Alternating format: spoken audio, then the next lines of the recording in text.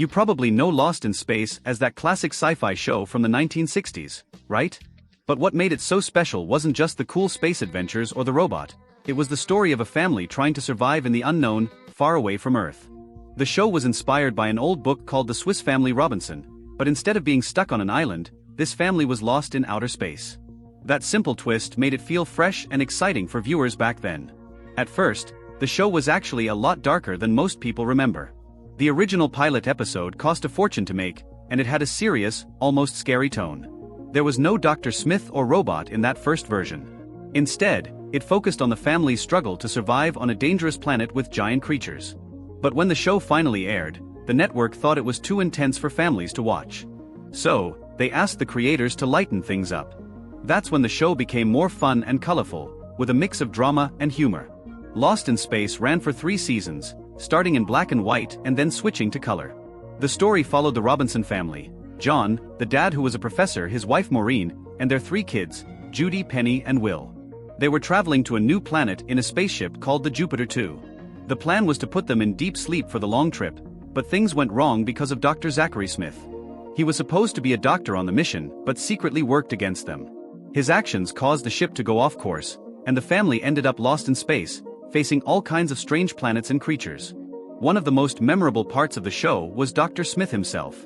At first, he was meant to be a serious villain, but the actor Jonathan Harris made the character funny and dramatic. His funny insults and over-the-top acting turned Dr. Smith into a fan favorite. And then there was the robot, who became one of the most loved characters on the show.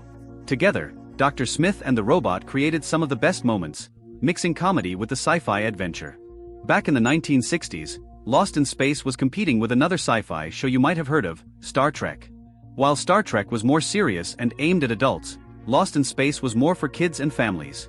Even though Star Trek became a huge franchise later on, at the time, Lost in Space often had better ratings.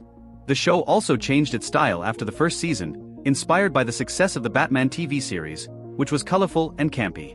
This made Lost in Space more playful and wild, with bigger costumes and crazier adventures. Behind the scenes, Lost in Space had some really interesting stories that most fans don't know about.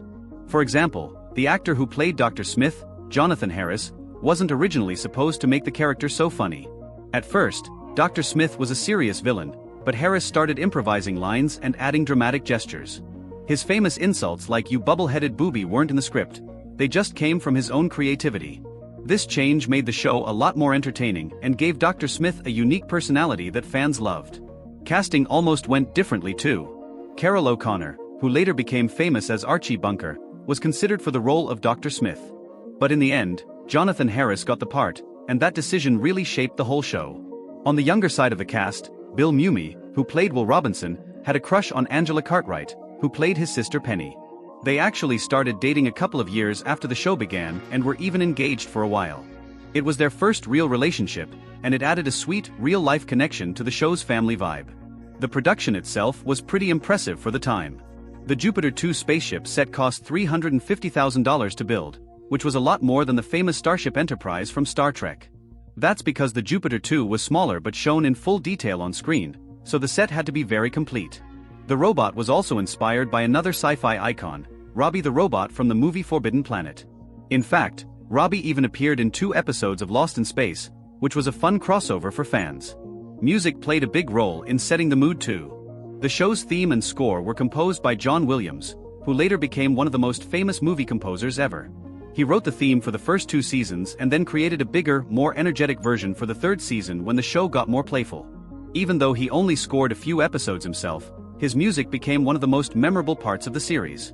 But not everything was smooth on set. The show's creator, Irwin Allen, was known for being pretty strict and hard to work with. Some cast members said he could be difficult, and when Bill Mumy tried to write a reunion episode years later, Allen blocked it completely. Even though the studio and network liked the idea, Allen didn't want to read the script, worried Mumy might try to claim ownership of the show.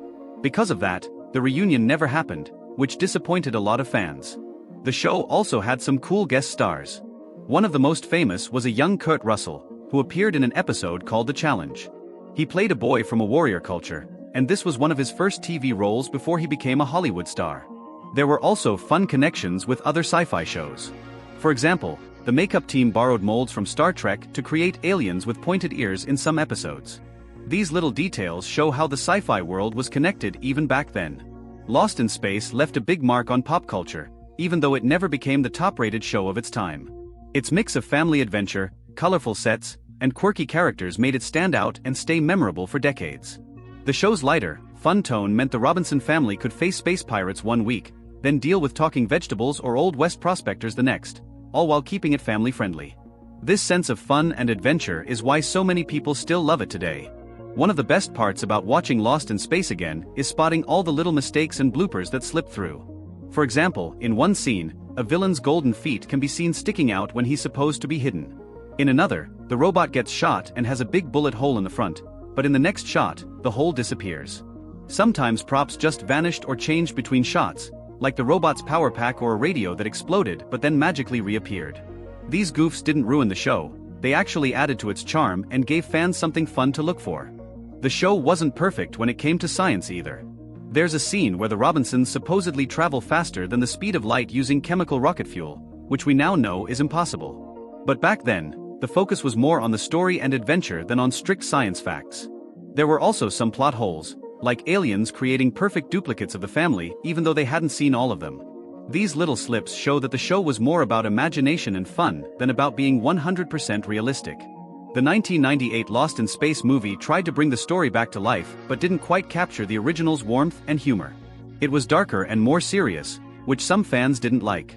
Still, it made headlines for breaking Titanic's long run as the #1 movie in America, and it even got a Golden Raspberry nomination for Worst Remake. So, while the movie wasn't a big hit, it's still part of the Lost in Space story. Today, the legacy of Lost in Space lives on. The Netflix reboot has brought the story to a new generation, and the original cast members have even made guest appearances. Bill Mumy and Angela Cartwright, who played Will and Penny, have said they love seeing the new show and passing the torch to younger actors.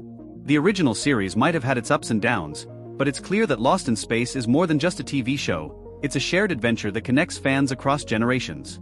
So, which version of Lost in Space do you like better? The darker, serious first season or the colorful, campy later episodes? And if you could bring back one original cast member for a new adventure, who would it be? Let me know in the comments below. Don't forget to like, subscribe, and stay tuned for more amazing stories from Hollywood's past. Thanks for watching.